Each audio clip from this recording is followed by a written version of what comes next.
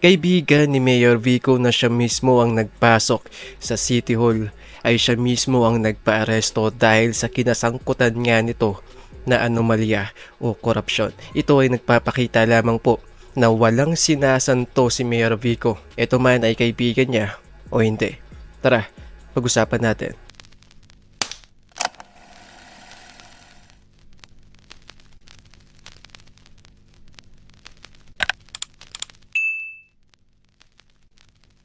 Yo, what's up sa inyong lahat mga kaparing? Bago po ang lahat, huwag po kalimutan na mag-like at subscribe sa ating YouTube channel. At pakifollow na rin po ang ating Facebook page. And don't forget to click the notification bell para ma-notify po kayo sa mga bago po nating upload. And by the way, I'm Mr. Realytics from Pasig City.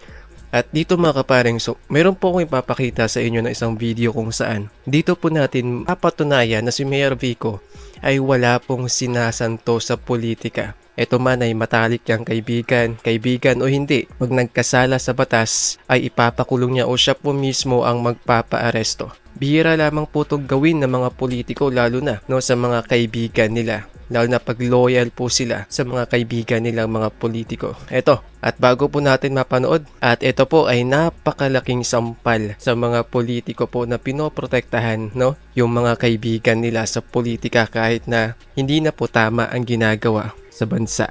Meron po akong dalawang kailangan sabihin. Yung isa, good news. Yung isa, hindi masyadong good news. Pasensyahan na po, hindi naman para sa lahat ito, pero kailangan ko lang talagang sabihin.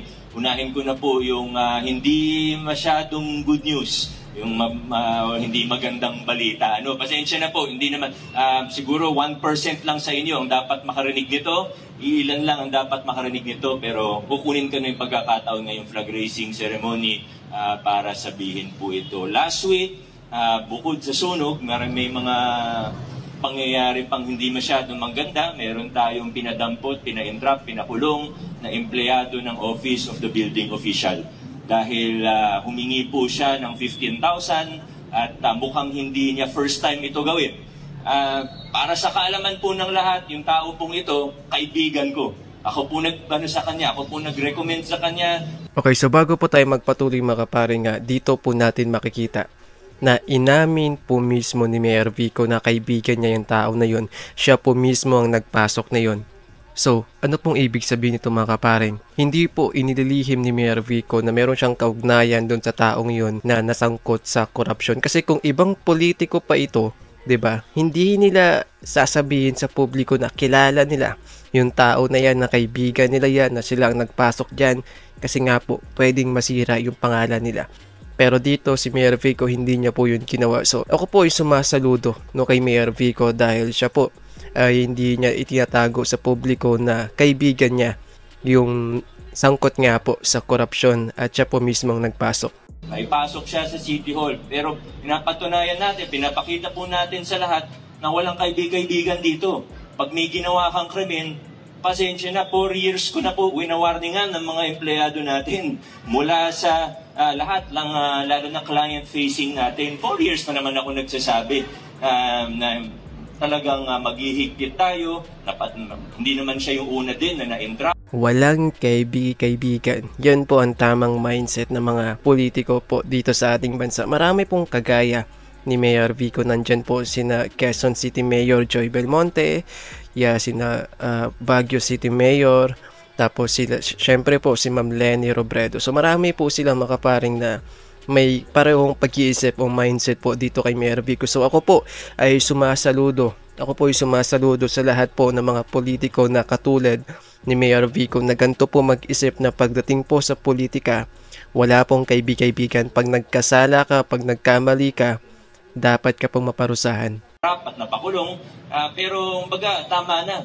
Huwag po ninyong kalimutan, hindi po ako normal na mayor, hindi politika ang tinitingnan ko. But hindi rin ako interesado sa mga achievements ko, ganyan. Hindi ako masyadong concerned dyan. Ako naniniwala ako, doing ko ang trabaho ko araw-araw. Darating rin yung mga achievements na yan. Darating rin, pero hindi ko yun iniintindi. Ang goal ko lang, at kaya ako tumakbo bilang mayor, at kaya ako naging mayor, at kaya ako tumakbo ulit ng second term para mayor, dahil ang pangarap ko, ang goal ko dito, ay pagkatapos ng term ko, kung maka 3 terms man ako, bahala na ang Diyos, pero pagkatapos ko bilang mayor, mas maayos ang iiwan kong LGU.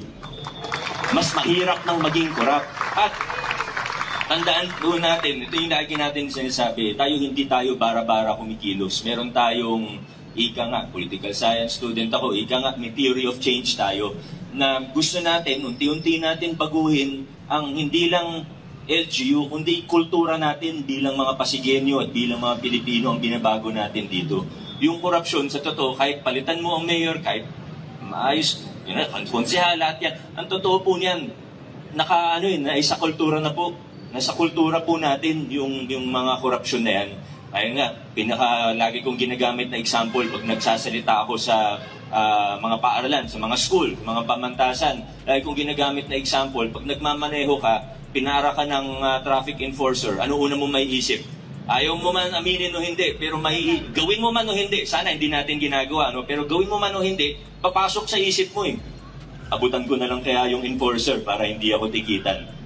Totoo yun, aminin natin o hindi. Pero bakit ganun? Kasi na-institutionalize, na-isa-kultura po yun sa atin sa Pilipinas. Kailangan aminin natin. Ang first step para ayusin ang isang problema, aminin na nandun yung problema, i-acknowledge yung problema, at i-address yung problema. Walang problema na naayos na nagbubulag-bulagan tayo. At yung korupsyon sa pamahalaan, aminin din natin, hindi yan maayos sa loob ng 1 taon, sa loob ng 4 na taon, sa loob ng 9 na taon. Generational po yan. Pero sana, habang tayo po ay dumadaan sa mundong ito at dumadaan sa... Okay, sample po natin yung Singapore, mga kaparing. Ang Singapore po ay nakaranas din po, dumaan din po no, sa tulad po ng Pilipinas na napakarami po mga korap. Pero ano pong ginawa ng leader nila na si Lee Kuan Yew? Diba? Nag-focus po siya sa good governance. Iniisa-isa niya pong tanggalin sa pwesto lahat po ng mga korap. Hindi niya po nagawa yun sa loob lamang po ng 5 taon, 1 dekada. Umagal, umabot man po ng ilang dekada, pero nakikita po natin sa kasalukuyan ang Singapore bilang isa po sa pinakamalinis na bansa. At dahil po yan sa pagsisikap po ng leader po nila at ng mga sumunod pang leader sa kanila. Sa lokal na pamahalaan ito, gawin natin yung part natin para may urong ng konti yung kultura natin. Yung hindi magagandang kalakaran, may urong lang natin ng konti. Success na po yun para sa atin.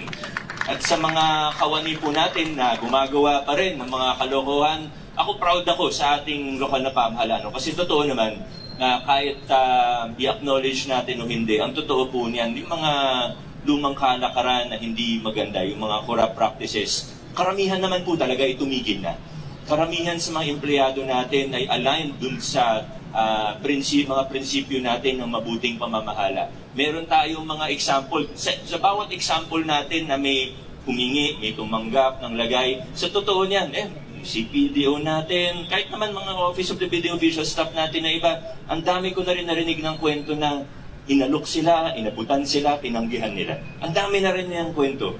May mga empleyado tayo na pag sinabing no contact policy talaga yung pinapatupad. Kaya proud ako sa ating mga kawani. Siguro karamihan, ganun na po ang ginagawa. Pero may ilan pa rin. Bukod po dun sa nahuli nung nakaraang linggo na tumanggap. Actually, 10,000 na lang yung tinanggap niya. Nakipagtawaran pa eh. 15,000 yung una niyang hiningi. Tinanggap niya, kakapalit daw ng pirma ng Office of the Building Official. So, nahuli siya. Tinanggap niya yung 10,000. Hindi ko lang alam kung itutuloy ng complainant. Pero siguro naman, the fact na naaresto siya, napakulong ng ilang sandali, siguro malaking na yun sa kanya. Reminder po sa atin lahat. At meron po tayong ongoing case ngayon sa ating OGS at motor pool. Dahil meron pong kababalaghan na nangyari sa isang sasakyan natin, 2 sasakyan natin.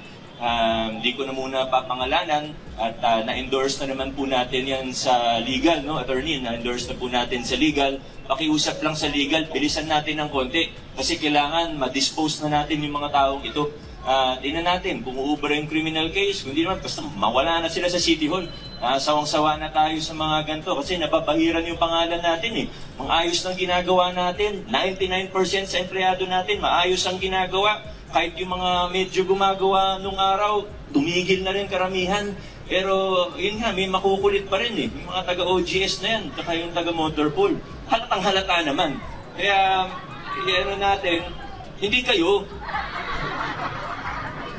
Kayo nga yung mga tumulong sa atin para ayusin to, di ba?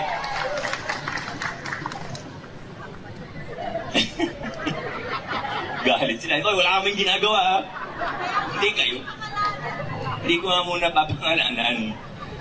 Pero ang punto lang natin, at ito, nandito naman sila eh. Nandito naman sila. Kaya sabihin ko na, mag-cooperate na kayo sa investigasyon, baka hindi kayo makulong ng napakatagal na panahon.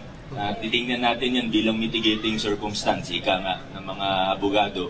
At minin nyo na lahat, i-presenta nyo sa amin lahat ng ebidensya, sige, hanggang admin case na lang. Pero kung magmamatigas kayo, pagtatakpan ninyo yung mga ginawa ninyo, dediretso po hanggang kriminal. Kasi halatang halata. Halatang halata yung ginawa ninyo. Para sa kaalaman ng lahat, ang ginawa po nila, meron kasing binili, meron tayong binili. Para alam nila na alam ko. Kasi ako tahimik lang. Pero pag tahimik lang ako, doon kayo matakot. Kasi inaalam ko talaga. Meron tayong sasakyan na binili. Kaso, ang problema, nung na-award na yung kontrata, ay obsolete na yung sasakyan. Wala nang available.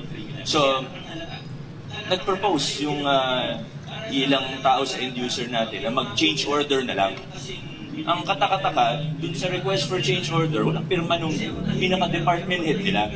So, dun pa lang, medyo red flag na yun. Tinignan namin, hindi pwedeng i-change order yan. Kasi ibang item na yan eh.